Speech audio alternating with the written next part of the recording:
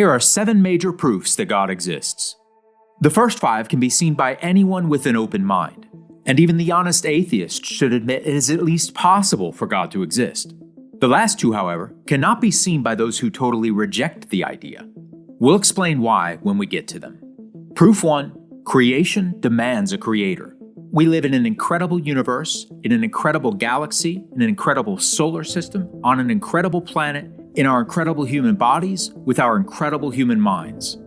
It's foolish to think all of this is by accident. In fact, the famous British mathematician Roger Penrose, a colleague of Stephen Hawking, calculated the odds of a universe like ours coming into existence by chance alone are 1 in 10 to the power of 10 to the power of 123. For clarity, that is not a 1 with 123 zeros after it. It is a 1 with a quadragintillion zeros after it. It is literally not possible to show this number of zeros with current technology.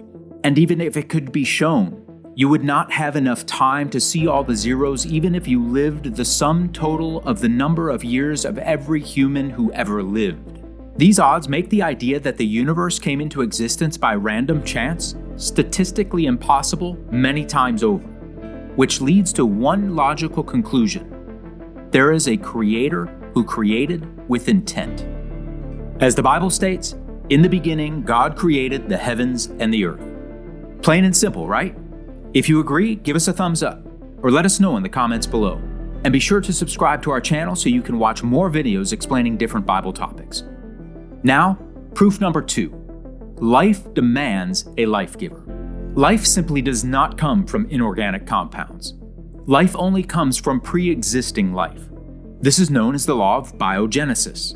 The reality is, life as we know it had to originate from a pre-existing source of life. One of the very names God uses for himself is the YHWH, of which the exact pronunciation has been lost. Yet some pronounce it Yahweh or Jehovah or Yahovah. Regardless of the exact pronunciation, what is important is what his name means. His name translates to the self-existent one, or the eternal. In other words, God alone has life inherent and has existed from eternity. It is God who has given life to mankind, the animals, and all living matter. Genesis 2 verse 7 says, "The Lord God formed man of the dust of the ground, and breathed into his nostrils the breath of life, and man became a living being." Proof number 3. Laws demand a lawgiver. Science exists because scientists understand that the universe operates in an orderly manner according to laws. The laws of physics, of gravity and motion, the laws of biology, and the laws of chemistry, to name a few. These are not to mention spiritual laws that go beyond the physical. There are verifiable spiritual laws that regulate human relationships and the relationship between mankind and his creator. When followed, these laws bring joy and happiness, and when broken, they bring pain and suffering. But how did all these laws originate? Where did they come from? Who set them in motion? Isaiah 33 verse 22 states simply, "The Lord is our lawgiver." And James 4 verse 12 says, "There is one lawgiver who is able to save and to destroy." The fact that our world, both physically and spiritually, is ordered by certain irrefutable laws demands the existence of a supreme lawgiver. Proof 4. Design demands a designer. Evidence of design is found throughout the universe, from the quantum level to the largest scale of the entire cosmos, from the fascinating DNA molecule to the awesome human body and mind. In the same way an archaeologist finds a shard of pottery or a wall of an ancient city and recognizes these were not just random accidents caused by nature over time, but rather designed with intent by human intellect. So we can look at the universe on the grandest scale and on the smallest scale and see how it must have been designed with intent by supreme intellect. Think about it. If an archaeologist found an ancient city and concluded it came together as a result of random chances of nature over millions or billions of years, he or she would be considered inept. Proverbs 3:19 through 20 says, "The Lord by wisdom founded the earth. By understanding he established the heavens. By his knowledge the depths are broken up, and clouds drop down the dew." Proof 5. Fulfilled prophetic promises. No one is able to accurately predict the future, in part because there are so many variables we cannot know or control. However, one of supreme knowledge and power, who is not bound by time and who can foresee and control world events, would be able to explain in detail future events. And that is exactly what God does through the Bible. Here are just some of the prophecies mentioned in the Bible that have either already come to pass or are in the process of coming to pass before our very eyes.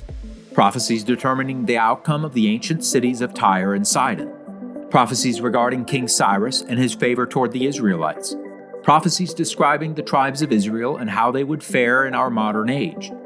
And many prophecies detail the rise and fall of nations, including the Roman Empire and its involvement in our world today. These are just to name a few. The Creator God Himself taunts and challenges the false gods, saying, "Present your case. Show us what will happen. Declare to us things to come. Show the things that are to come hereafter, that we may know that you are gods. Indeed, you are nothing, and your work is nothing." He says, "I am God, and there is none like me, declaring the end from the beginning, and from ancient times things that are not yet done, saying, my counsel shall stand, and I will do all my pleasure." Proof number 6, answered prayer. This is the first of 2 proofs that require a relationship with God. It is one of the most powerful personal proofs that God is real. We see incredible examples of prayer in the Bible, and Jesus taught us how to pray. You can watch our video about that here. Jesus said, "Ask and it will be given to you. Seek and you will find. Knock and it will be opened to you." But asking in line with God's will is key for answered prayer. As James warns, "You ask and do not receive, because you ask amiss, that you may spend it on your pleasures." If we don't pray, we won't experience this proof. But for those who do pray and have experienced God's direct hand in their life, they know that they know God exists. They know it's not coincidence or accident, because it happens too consistently and with such detail for that to be the case. The Apostle John wrote, "Now this is the confidence that we have in Him, that if we ask for anything according to His will, He hears us." Proof number 7, a way of life that works. And this is the second of 2 proofs that require a relationship with God. God, through His Word, lays out a way of life that helps us avoid unnecessary pain, suffering, and troubles. It teaches us not to sin. It also teaches us the way to love, joy, peace, happiness, good health, and long life. Even those who do not believe God exists, whether they like it or not, to the degree they happen to fall in line with His way of life, is the degree to which they will inadvertently experience the blessings of doing so in their own life. But it is by intentionally living God's way of life over the years that someone can come to see how the God who loves us gave us a way of life that leads to all good things. A good understanding have all those who do His commandments, and great peace have those who love your law, and nothing causes them to stumble. The Apostle Paul said, "For ever since the world was created, people have seen the earth and sky. Through everything God made, they can clearly see His invisible qualities, His eternal power and divine nature. So they have no excuse for not knowing God. The proof of God's existence is all around us if we're willing to see it." If you don't already know, see what God says in Psalm 14 verse 1 about those who say He doesn't exist. If you're new to this channel, we make these videos to explain Bible topics in an easy-to-understand way. We believe the Bible is the foundation of truth, and everyone can benefit from it. So give us a like and subscribe to our channel for more inspiring content on different Bible topics. And if you know someone who likes to hear the plain teachings of the Bible, please share. It helps get the message out. Thanks for watching.